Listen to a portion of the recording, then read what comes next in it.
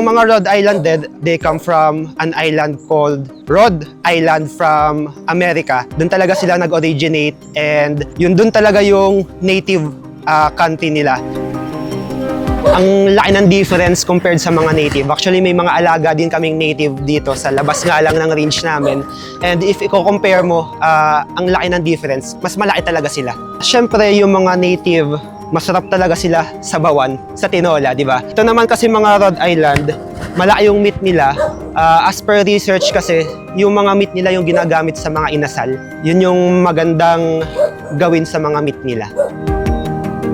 So to describe them, hindi naman sila mahirap alagaan. Actually, ganito, hayaan mo lang sila, naka-free range dito. Pero mind you, dapat malinis din yung area nila. Tama, on time lagi yung pakain, patuka, magbibigay ng vitamins regularly. Meron tayong schedule sa pagbibigay ng vitamins sa kanila. And hindi lang yun, yung mga gamot. Yun lang yung mga siguro yung mga challenges na nararanasan ko sa kanila is pag nagkakasakit sila. Syempre sila yung pagkakitaan natin kaya as much as possible iniiwasan natin na magkasakit sila.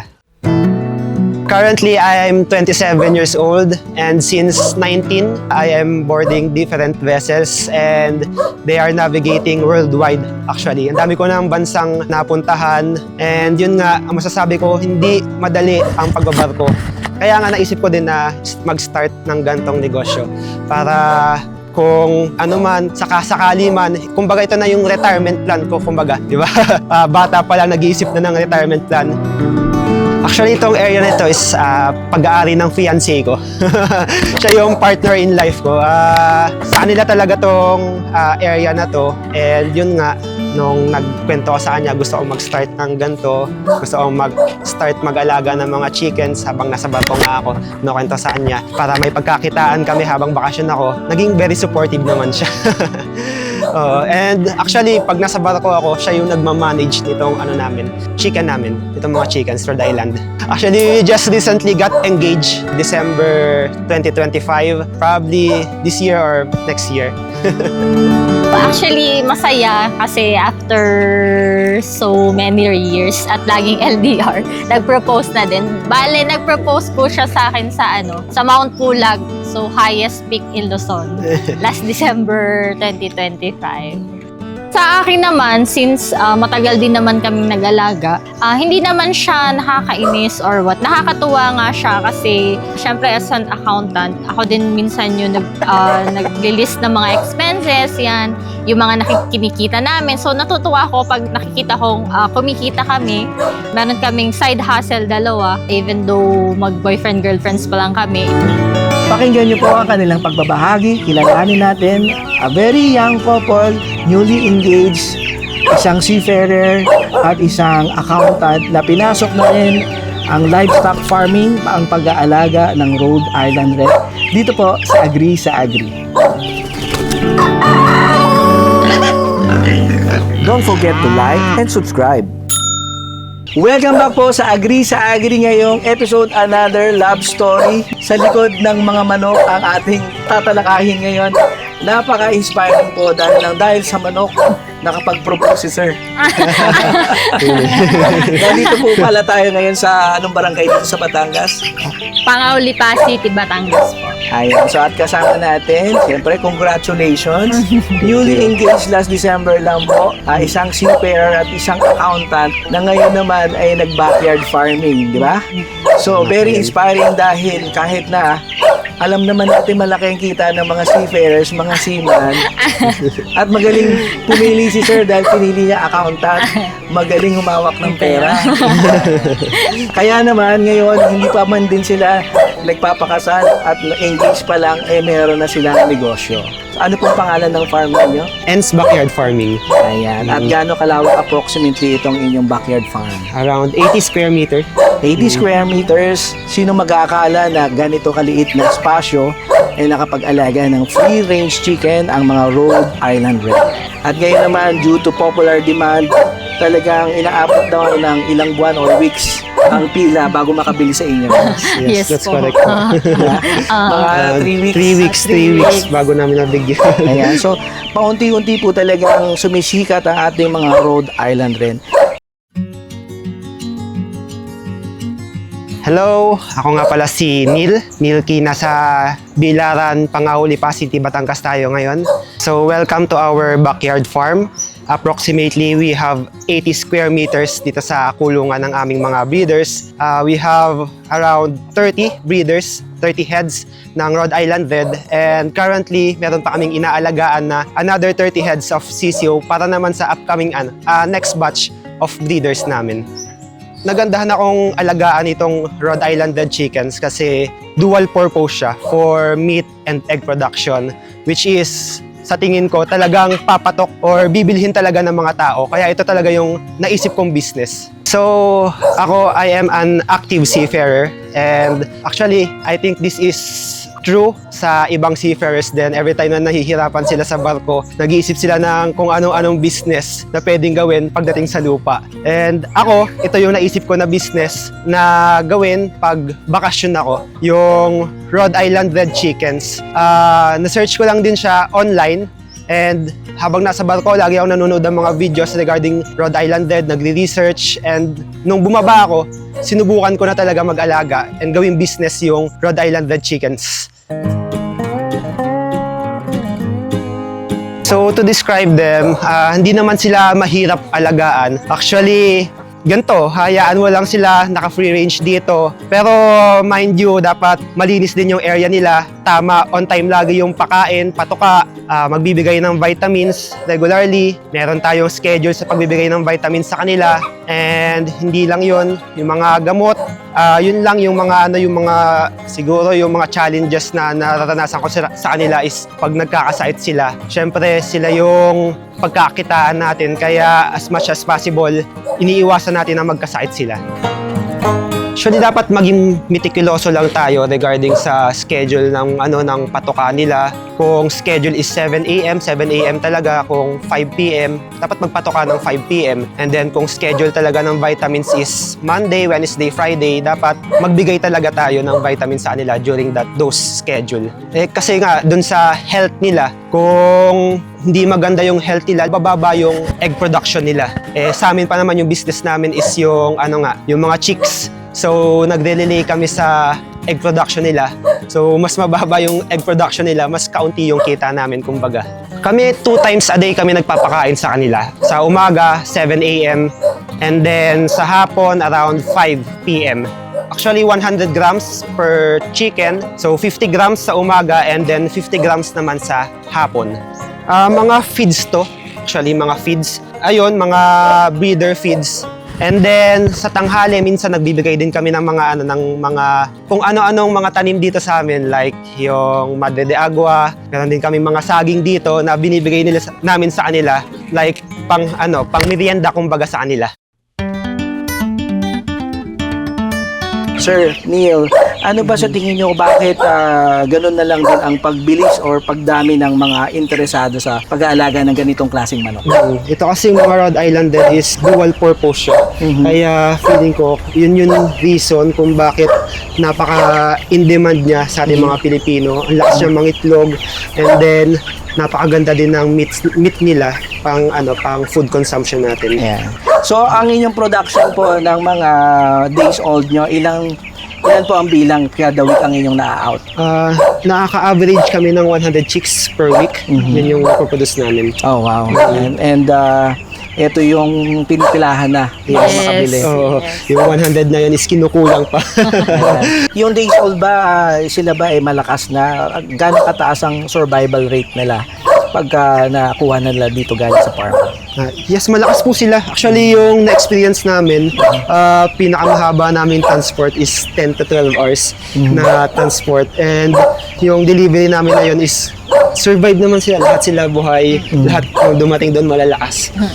So, and as per research kasi, the best talaga sila i-transport from 1 to 3 days old. Kaya yun talaga, ni-research din talaga namin na pwede talaga silang i-transport ng 1 day old sila. Mabilis na. Madali na lang silang yung nakawala, iba yun. Iba. Ewan ko. So, tatanungin natin yung accountant. Kahit na ganitong kaliit na backyard, profitable na po ba? Yes, profitable naman po siya. Yeah. So, mag-expand. Yes, hopefully. kami, ang experience lang naman namin, mga napapanood namin sa online din na madalas nga daw, yung iba chicks yung binibili pero pag lumaki, iba na yung itsura nung hindi na mukhang Rhode Islanded. So, maipapayo ko lang sa mga buyers or sa mga gusto mag-alaga, sa mga gusto bumili, i-check muna talaga yung yung pagbibilhan nyo baga. Kumbaga, double check, tingnan yung Facebook page kung legit ba talaga para maiwasan natin yung scam. Kasi sayang din yung mga pera na gagamitin natin sa pagbili sa kanila. Hindi rin basta-basta. Actually, itong area nito is pag-aari ng fiancé ko. Siya yung partner in life ko. Sa kanila talaga tong area na to. And yun nga, nung nagkwento ko sa kanya, gusto ko mag-start ng ganito. Gusto ko mag-start mag-alaga ng mga chickens habang nasa barko nga ako. Nakwento sa kanya para may pagkakitaan kami habang bakasyon ako. Naging very supportive naman siya. And actually, pag nasa barko ako, siya yung nagmamanage nitong chicken namin. Itong mga chickens, Rhode Island. Actually, we just recently got engaged December 2025. Probably this year or next year. Okay, so this is my fiancé, si Nika. We've been together since 2019 and actually tomorrow yung anniversary namin. 7 years na kami bukas. Hello everyone. So I am Nika Mojares, 27 years old. So by profession, I am a senior accountant. So I'm working from home. Yung office namin is based in BGC and once a month, pumupunta naman kami sa office and currently, ako yung partner niya. So, kaming dalawa yung nagmamanage nitong aming backyard farm.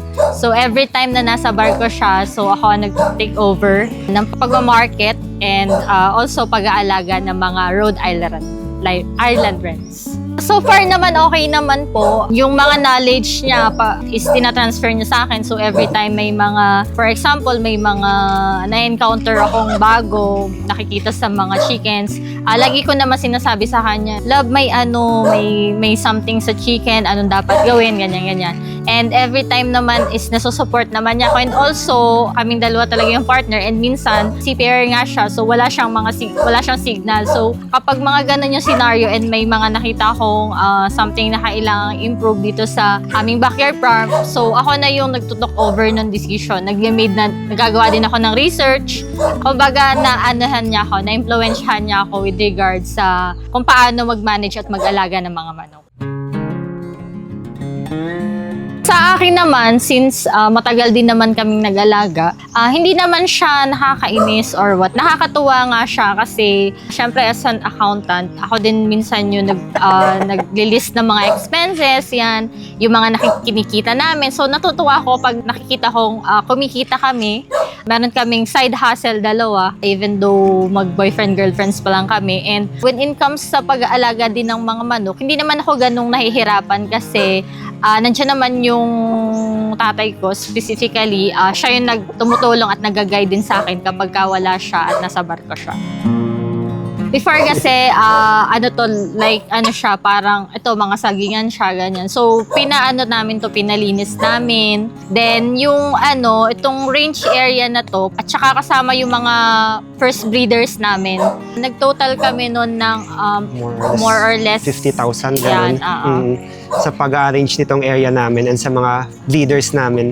Actually ngayon nag-start pa lang kami mabawi yung capital namin. Ngayon actually parang almost naikot na lang yung pera. Naikot na yung pera. Kumbaga, yung mga kinikita namin, ginagamit na lang namin sa pagpapa-improve ng area namin, ganun, pagdadagdag, kumbaga.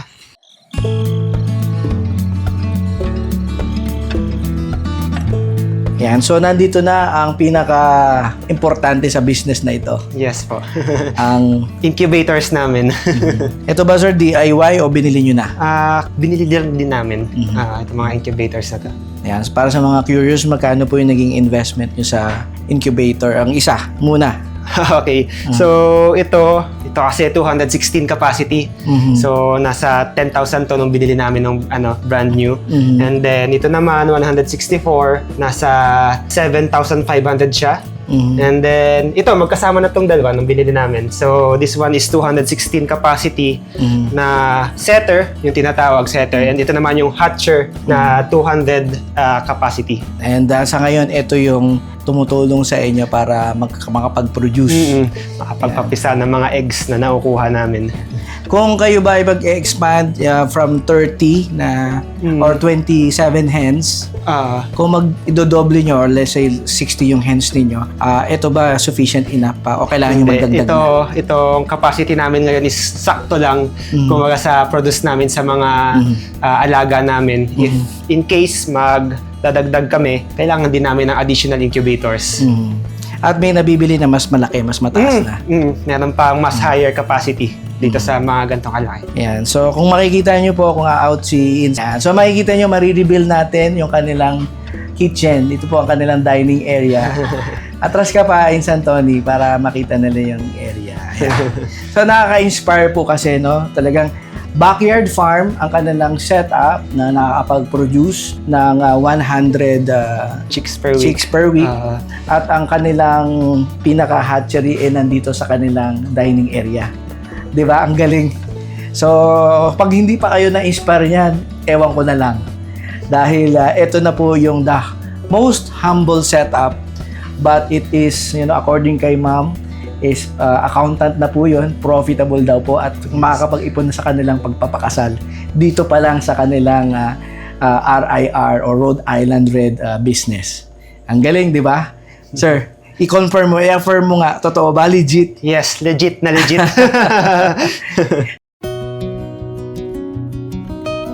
Napakaganda ng market nito. Kami, ina-out namin yung day old namin, 80 pesos per head. So sa amin nga, ito nga yung mga upcoming hatches namin, mga naka-reserve na din sila. So I think for the next 3 weeks, puro naka-reserve na yung mga mapoproduce namin. So yun nga, ganun sila ka in demand. So kung kukuha kayo, advance reservation talaga yung kailangan. Actually hindi kami nagpapa-down payment kasi syempre hanggat wala pa yung CCO, hindi kami nagpapa-down payment. Ibibigay lang nila yung payment once ma-receive din nila yung CCO, ganun. Or syempre kami minsan nagpapa-deliver kami. Once nandito na yung delivery guy, yun, sa apa lang yung payment, ganun. Actually, sa akin, maganda talaga siya. Maganda yung market namin and natutuwa ako every time na parang yung pinoproblema namin is how namin mako-comply yung mga reservation and orders ng mga buyers namin since like nasabi niya kanina, palagi kaming sold out every time na lalabas yung chicks. Minsan hindi pa sila lumalabas, parang account mo na sila na para sa reservation ng isang buyer, ganyan. So, maganda naman yung iniisip namin, mag-venture kami in the future and nag-iipon-ipon lang din kami para mas makapag-invest kami sa mas malaki at malawak na farm lot para hindi lang din naman mga Rhode Islands, magdadagdag din kami ng other livestocks like siguro mga piggery, yun, bakahan, tapos hindi lang Rhode Island, pwedeng magdagdag ng mga black astrolorp, yan. Kasi marami din nagtatanong sa amin if may other type of breeders din kami. So, ma'am, kayo bilang tagapamahala dito kasi for sure, gaano katagal ba ang laging biyahe nyo, sir? Nawawala kayo dito ng ilang months? 6 to 9 months. 6 to 9 months. So, mas hands-on si ma'am. Yes. Yes. So, ano po yung masishare niyo sa ating mga kababayan bilang isang babae, professional na nag-alaga ng manok? Ano yung experiences niyo sa pag-aalaga nito? Mahirap ba? Well, actually, hindi naman ako masyadong nahihirapan kasi tinutulungan din naman ako ng tatay ko sa pag-aalaga.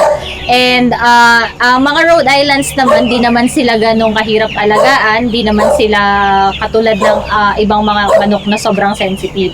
Actually, umaga't hapon, pakainin, bigyan ng mga vitamins, ng tubig, at saka mga antibiotics if ever para prevention sa mga sakit. Ayan, okay naman sila so far. Ayan. So, kung kayang-kaya ni ma'am, kayang-kaya nyo rin. Yes. Ano pa yung mga masasabi nyo na dapat consistent sila. Consistent kayo sa pag-aalaga nito. Ayun. So, for me, sa mga gustong mag-alaga ng Rhode Islands, kailangan huwag tayo masyadong mainit. Kasi, itong mga ganitong kalalaking mga manok, 4 months pa sila bago umitlog. So, kailangan maging consistent tayo na lagi nating panatilihing malinis ang kanilang mga kulungan, ang mga patukaan, painuman, para makaiwas sila sa sakit. Ayun. Ayan. So, kailangan malinis. Malinis. At nabanggit ni Sir kanina sa kanyang interview naman is consistent din sa pagpapakain. Yes. Kung nag-commit na po kayo ng 7 a.m., hindi kayo pwedeng tanghaliing gumising dahil kailangan consistent daw yung pagpapakain. Sir, bakit po nabanggit niyo na gano'n na ano po yung magiging disadvantage or magiging problema pagka hindi kayo consistent sa pagpapakain? Actually, nai-stress sila pag gano'n. Kumbaga, may sariling body clock din sila. Pag gantong oras, alam din nila na dapat kakain na sila. Nakaabang na sila. And if wala pa, ayun, magugutom na sila. And, Mag-iingay na rin. Oo, mag-iingay na, may stress na sila. And minsan yun yung nagiging cause ng sakit nila. I see. Ganun. So, kumbaga sa tao, pag nalipasan ng gutom, Yes. lalambot ang tuhod, Yes. bumaba yung blood sugar, minsan nga, iba nababaliw na sa gutom. Tunay. So, ibig sabihin, yung productivity ng pag-iitlog siguro, para Oo. hindi maapektuhan na consistent na kaya nilang mag-itlog araw-araw. Sa inyo ba, sir, ilan ang breeders ninyo ngayon? We have 30 breeders, 30 Ilang heads. percent po ang nakakapag-itlog araw-araw? Nakaka-collect kami araw-araw around 20 to 25. 20 to 25 eggs. And minsan, 100% production pa nga. Oh, wow. Yeah. Actually, dun sa 30 heads nun, 3 yung rooster doon. So, yung 20 to 25 eggs is mataas talaga. Mataas na. yung production. Kasama na pala yung mga Oo, lalaki. mga rooster doon. Ayan. Minsan, may mga reject din kaming mga itlog. So, yun yung ginagamit namin for personal consumption. Medyo orange siya or nasa gitna ng orange and reddish. So, yung mga, kasi, tawag dito, yung mga itlog na, kagaya nito, mga naka-free range kasi, usually, di ba, naka-forge sila ng mga pagkain nila. So, mas natural yung pagkain nila, hindi lang 100% feeds. So, I could say, mas healthy talaga yung mga eggs nila. Regarding sa pag-aalaga, I would encourage people na mag-alaga din ng Rhode Island Red. So kahit hindi sa business, kahit hindi business yung purpose nyo, kahit sa mga pang-araw-araw lang yung mga eggs na kakainin nyo, kasi napakaganda niyang alagaan. Libre na yung eggs nyo araw-araw, and then ang ganda pa nung yung mga meat nila, magagamit nyo pa yung meat nila, ganun. Sa mga naghahanap dyan ng mga quality na Rhode Island Red, we have our page, En's Backyard Farming. Search them in your Facebook. Meron din kaming TikTok and YouTube. Search them and you could contact us anytime and mag-reply kami. Actually, masaya talaga mag-alaga ng mga chickens, or hindi lang chickens, yung farming is masaya talaga. Especially ako, in my case, tuwing umaga, mag-harvest ako ng mga eggs, napaka-fulfilling. Every eggs na makukuha ko from our nesting box is parang ang saya, ang gaan sa pakiramdam. Na especially pag gantong vacation ako, pampalipas oras ko din. Pag nasa barko ako, mayroon akong something to look up, kumbaga, na tatapusin ko yung kontrata ko para gusto ko na uling mag-alaga ng para makapag-alaga uli ako ng mga chickens, kumbaga. Actually, nagkakilala kami because of a friend. Pinakilala siya sa akin ng friend ko. And ayun, siya yung unang nagkagusto sa akin. siya yung unang nag-chat sa akin. And then eventually, nagkainlaban kami sa isa't isa. And since then, going strong naman kami. Kahit na medyo mahirap, madalas LDR kami, pero kinakaya naman namin. Fresh graduate ako noon, then siya, nasa last year na siya ng BS niya. Siya from Lasal, and then ako naman from Lyceum sa Batangas. Actually, masaya kasi after so many years at laging LDR, nag-propose na din. Bale, nag-propose po siya sa akin sa Mount Pulag, so highest peak in Luzon, last December 2025. Ayun. So, So actually, very important siya kasi para sa akin kasi, yung pagsasama nyo is hindi lang about love. Kailangan nyo din mag-usap financially kung paano kayo magsisimula ng pamilya. Since si pair siya, so nandito lang ako sa lupa. Ayoko din naman na lagi siyang wala. Kasi in the future, magkakaroon kami ng pamilya, magkakaroon kami ng mga anak. So as early as now, nag-isip na kami ng anong possible na pagkakitaan niya sa lupa.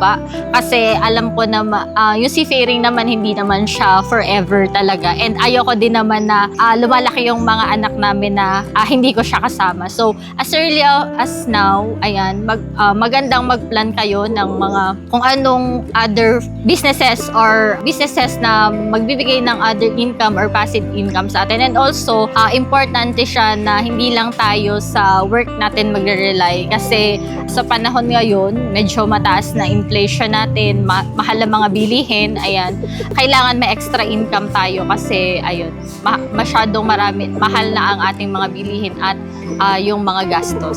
So ako naman, in my case naman, doon ako sa mga seafarers. Ipapayo ko sa inyo is humanap kayo ng partner na makakatuwang nyo talaga. Hindi lang sa sarap. Sa mga gantong, sa mga gantong pagkakataon yung makakatuwang nyo sa business nyo kasi napakahirap magbarko. Ang hirap din kapag yung partner nyo is wala na ibang ginawa kundi lustayin lang yung pera sa Pilipinas, di ba? So ako grateful talaga ako sa partner ko kasi tinutulungan niya talaga ako para maapagpundar na hindi lang masasayang talaga yung mga pinaghirapan ko sa barko. Kayo po ba ilan yung alaga nyo na nagsimula kayo? Yung pinag-aaralan nyo pa lang? Gano'n kayo ka-conservative nung nagsimula? Around 20 heads. 20 heads Oo, na 20 agad. heads. At ilan yung namatay doon sa 20 noong time na yun? Nung sisimula? Parang 3 na hens kasi parang nabasagan sila ng itlog sa loob. Kaya sila namatay. I see, yeah.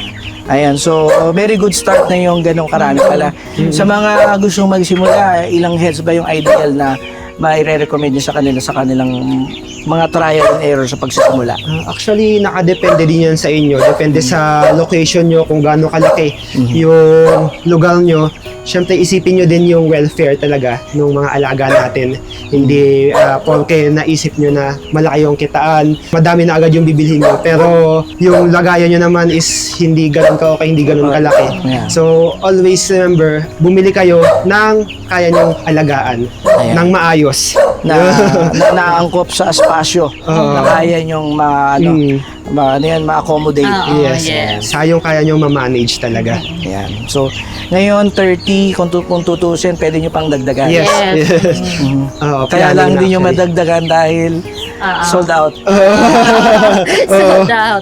Ito na nga. Yeah, Ano yung sold out. pangdagdag No? namin? So, makakaipon na ba sa pagpapakasal nang galing lang sa RIR? Sobra-sobra pa po. Sobra-sobra pa.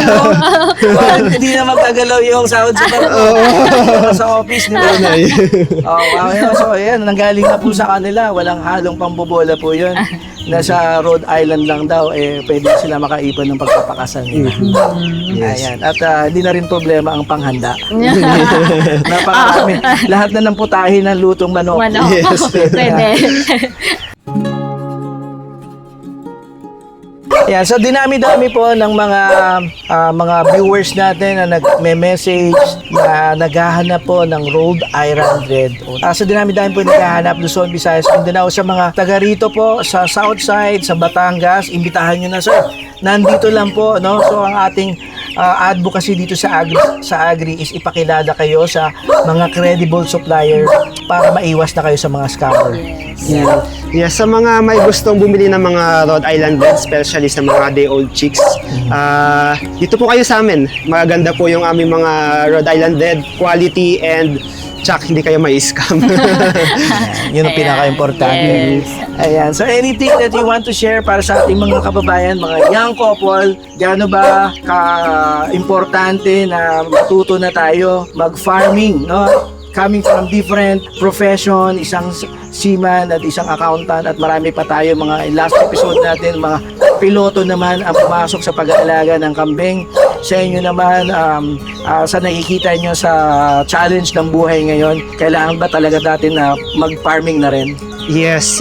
Ako, advice ko sa inyo, wag niyo malitin yung agriculture.